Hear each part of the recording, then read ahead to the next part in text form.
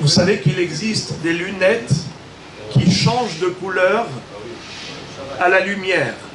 Est-ce que Shabbat, on a le droit de porter ces lunettes photochromiques qui ont des verres à teintes variables, c'est-à-dire qui réagissent au soleil? Lorsqu'on se trouve exposé au soleil, les verres s'assombrissent. Dès qu'on rentre dans un lieu obscur, au contraire, ils s'éclaircissent. Alors, est-ce que Shabbat, y a-t-il un problème ou pas de porter de telles lunettes? Quelle est la base de la question? Eh bien, nous le savons, que l'un des 39 travaux interdits le jour du Shabbat, c'est de colorer. Tsoveya. La coloration est une chose interdite. On n'a pas le droit de peindre, de teindre. Où est-ce qu'on retrouve cela dans le Mishkan? Eh bien, en effet, pour les tentures du Mishkan, il fallait les teindre en bleu azur, en pourpre, en écarlate, rouge écarlate, et ainsi de suite. Donc, ce qui fait que Behemet Shabbat, c'est une interdiction formelle de colorer. Alors, est-ce que le fait que ces verres changent de coloration en fonction de l'espace dans lequel on se trouve, ça pourrait poser problème?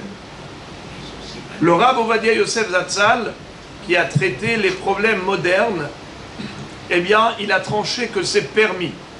Pourquoi?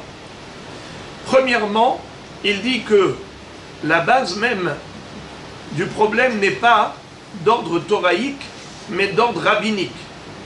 L'interdiction de colorer, c'est lorsque la teinture, elle est définitive. Mais, ce qu'on appelle en hébreu, davar mitkayem. Mais si c'est tseva she'eno mitkayem, une couleur qui ne dure pas longtemps, qui va se dissiper avec le temps, alors ce n'est pas une mélacha interdite par la Torah. Mais malgré tout, ça devrait être interdit midérabanan. Où est-ce qu'on retrouve que oui, c'est assour midérabanan? Par exemple, une femme n'a pas le droit, Shabbat, de mettre sur sa peau un genre de pâte qui va lui coller à la peau, et lorsqu'elle va retirer cette pâte, eh bien la peau va rougir.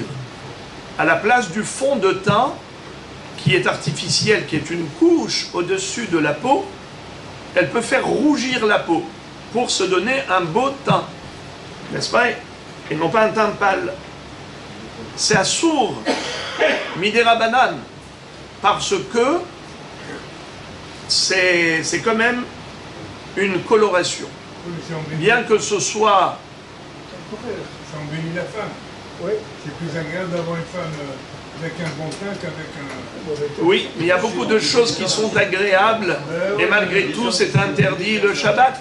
Par exemple, quelqu'un qui monte à pied 15 étages, ou l'autre il monte en ascenseur, c'est plus agréable en ascenseur, et malgré tout, il est préférable de monter 15 étages à pied, parce qu'appuyer sur le bouton de l'ascenseur, c'est assaut. Donc pas tout ce qui est agréable est permis. Alors la question est de savoir, c'est temporaire, mais malgré tout, bien que ce soit temporaire, comme venez le dire si bien, quand elle enlève la pâte, ça va rougir le teint de la peau, et c'est temporaire, et malgré tout, c'est assour midera banan. C'est pas assour par la Torah, c'est assour midera banan.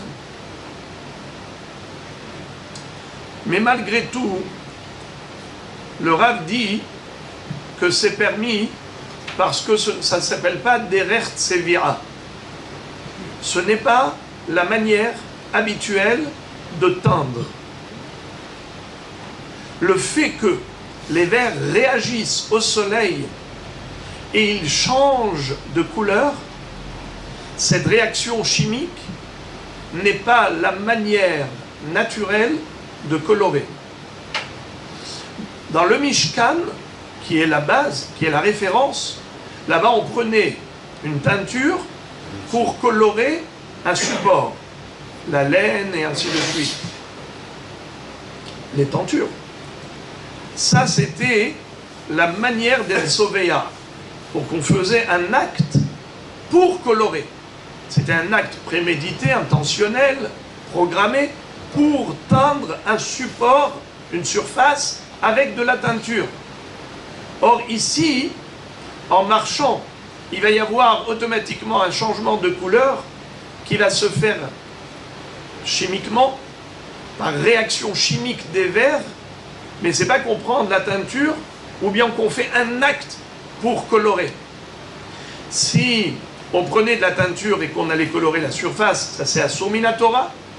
Si par exemple la femme met la pâte sur la peau et ensuite en retirant la peau rougit, on fait rougir la peau par un acte intentionnel qui est direct sur la peau, alors en effet, ça aussi c'est Asur Midei Rabbanan, bien que ce ne soit pas définitif, ça va être que temporaire. Mais étant donné qu'on fait un acte de coloration de manière différente du Mishkan, certes, c'est un chinouille par rapport au Mishkan, mais tout de même, ça reste interdit par les Chachamim, parce que ça ressemble à l'action de colorer dans le Mishkan. Mais là, on ne fait aucune action directe sur le verre. C'est le verre qui réagit au soleil. Eh bien, il dit que dans ce cas-là, c'est permis. Et il va jusqu'à dire